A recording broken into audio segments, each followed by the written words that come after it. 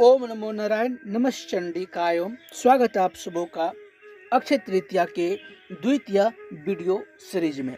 दोस्तों, आशा करते हैं आप सभी लोगों ने हमारा पहला वीडियो जरूर सुना होगा। सारा चीज़ें आपको उसमें से जानकारी मिल गई होगी अक्षय तृतीया आखा तीज के बारे में।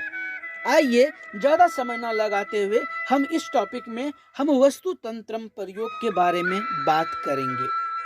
दोस्तों, वस्तु तंत्र में कुछ सामग्री है जिस सामग्री के बारे में आपको हम बताना चाहेंगे। एक तो होता है एक आंख वाला नारियल जिसे एकाक्षी नारियल कहा जाता है। दूसरा दक्षिणावर्ती शंख। तीसरा मोती शंख। चौथा पीली कौड़ियाँ या फिर सामान्य कौड़ियाँ। फिर गोमती चक्र या फिर आप अक्षय पात्र के रूप में तांबे का कलश आप ला सकते हैं। तांबे का कलश आप जरूर इस दिन लाइए। तो इन सभी सामग्री, अगर आप इनमें से कुछ भी सामग्री को अगर आप घर में लाते हैं या अगर आपके घर में है तो इसका विधिवत पूजन और मंत्र के साथ मंत्रोच्चारण और पंचोपचार के साथ जो विधि है, यानी कि जो वस्तु तंत्रम उपयोग से पूर्व जो वस्तु तंत्रम के वानस्पतिक नियम है, अगर उस नियम को अगर आप यहाँ पर फॉलो करते हैं तो आपको यहाँ पर विशेष लाभ मिलेगा। थोड़ी सी हम जानकारी देंगे। वनस्पति तंत्रम और वस्तु तंत्रम में दो चीज़ें हम अक्सर कहते हैं कि अगर आप कोई भी वस्तु डायरेक्ट आप ला करके अगर आप चाहेंगे कि उससे आपको अखंड सौभाग्य और लाभ की प्राप्ति हो तो यह संभव नहीं है, क्योंकि अगर ऐसा होता तो आज की दुनिया में सभी लोग यश की प्राप्ति कर रहे होते, यानी कि सब लोग एक अलग होते। तो जो सब वस्तु है जैसे कि दक्षिणावर्त शंख, एकाक्षी नारियल, गोमती चक्र, मोती शंख, अक्षय पात्र, इन सभी चीज़ों के अपने अलग अलग विशिष्ट मंत्र होते हैं और इनको एक्टिवेट करने की, इनको सिद्ध करने की अलग अलग विधियां होती हैं। अगर हम आपको सामान्य रूप में अगर हम दक्षिणावर्ती संघ के बारे में अगर हम आपको बताएं तो माता लक्ष्मी के इन मंत्रों से इनको एक्टिवेट किया जाता है। आप लोग जानते होंगे यह मंत्र इस प्रकार है। ओम श्रीम ह्रीम श्रीम कमले कमलालय प्रसिद्ध प्रसिद्ध ओम श्रीम ह्रीम श्रीम महालक्ष्मी नमः। जी हाँ दोस्तों, यह मंत्र महालक्ष्मी का जो है, जो कि सांपुटिक श्री सूक्तम में इस मंत्र का उपयोग होता है। इस मंत्र के द्वारा हम लोग क्या करते हैं, दक्षिणावर्ती संघ को एक्टिवेट करते हैं। परंतु कैसे?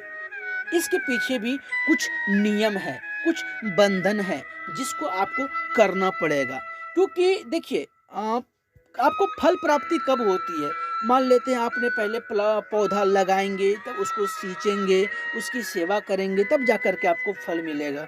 ठीक उसी प्रकार आपको तरीका पता होता है, आपको जानकारी भी पता होता है, लेकिन जब तक आप कर्म नहीं करेंगे तब तक आपको फल की प्राप्ति नहीं होगी।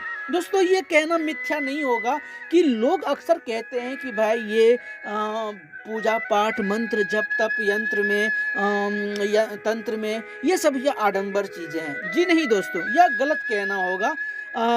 यह उन लोगों की बात है जो जिनके अंदर अज्ञानता है, जिनको ज्ञान की प्राप्ति है, जिनके अंदर कुछ भी थोड़ी सी भी जानकारी यदि है तो वो लोग जानते होंगे कि मंत्र में भी ताकत नहीं होती दोस्तों, यंत्र में भी ताकत नहीं होती, तंत्र में भी ताकत नहीं होती। ताकत किस में होती है? तो साधक में होती है, आपके कर्म में होती है।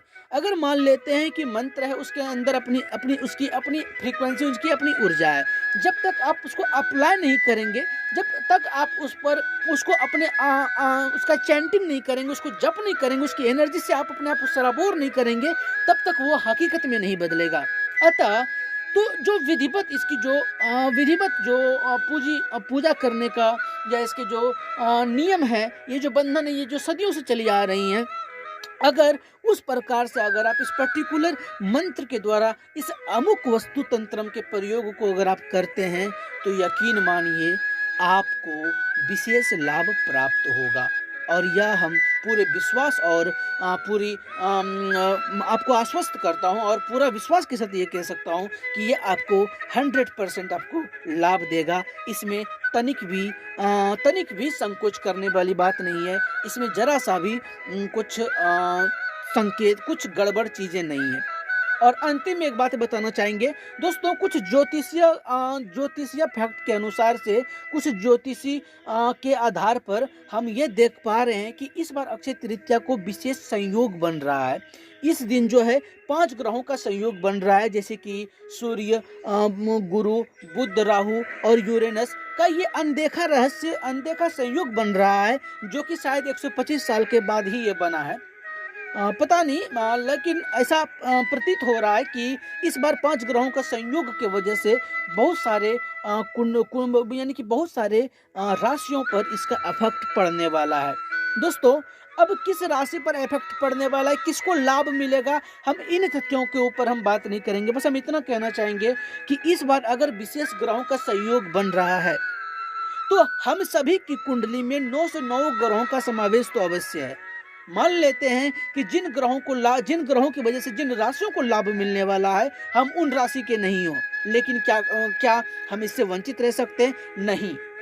क्यों? क्योंकि हम भी लाभ ले सकते हैं, क्योंकि जब उस ग्रहों का संयोग बनेगा, उसकी एनर्जी पूरी दुनिया में फैलेंगी। अगर उस समय हम अपने आप को सेंध लगा लें, अपने आप को जोड़ दें उस एनर्जी चक्र से, उस ऊर्जाओं से, तो हो सकता है कि हमारे जीवन में भी कुछ लाभ हो। अतः इस अक्षय तृतीया 22 अप्रैल 2023 को सभी तमाम साधक साधिकाओं और सनातनी भाइयों बहनों से मेरा विशेष आग्रह है, माताओं से, कि इस दिन आप जरूर आध्यात्मिक कर्म करें, जरूर पूजन पाठ जप तप यज्ञ आदि करें, और हो सके तो हवन करना ना भूलें। कैसे? तो श्री सूक्तम के 16 ऋचाओं से घी से हवन करना ना भूलें। अगर आप यह करते हैं तो आपको विशेष लाभ मिलेगा। इसी जानकारी के साथ हम विदा लेना चाहेंगे। इससे पूर्व कि दोस्तों, हमने वस्तु तंत्रम का जो कार्यशाला जो ऑलरेडी हमने रनिंग किया हुआ है, जिसकी क्लासेस लगभग में 15-16 से स्टार्ट होने वाला है, और ठीक 18 अप्रैल से लेकर के 21 यानी कि 22 अप्रैल तक हम अक्षय तृतीया के अक्षय पात्र साधना का वर्कशॉप हमने बनाया हुआ है। वो सनातनी भाइयों के रिकमेंड पर हमने वो वर्कशॉप एक डिज़ाइन किया हुआ है। उसमें हम ये साधना से रिलेटेड ही टॉपिक पर हम लोग चर्चा करेंगे। अगर आप लोग उसमें इंटरेस्टेड हैं तो आप हमसे संपर्क कर सकते हैं। इसी जानकारी के साथ हम विदा लेना चाहेंगे। मिलते हैं अगले वीडियो सीरीज में। तब तक आप लोग हंसते रहिए, मुस्कुराते रहिए, गदगदाते रहिए। ओम नमो नारायण। नमः चंडिकाय।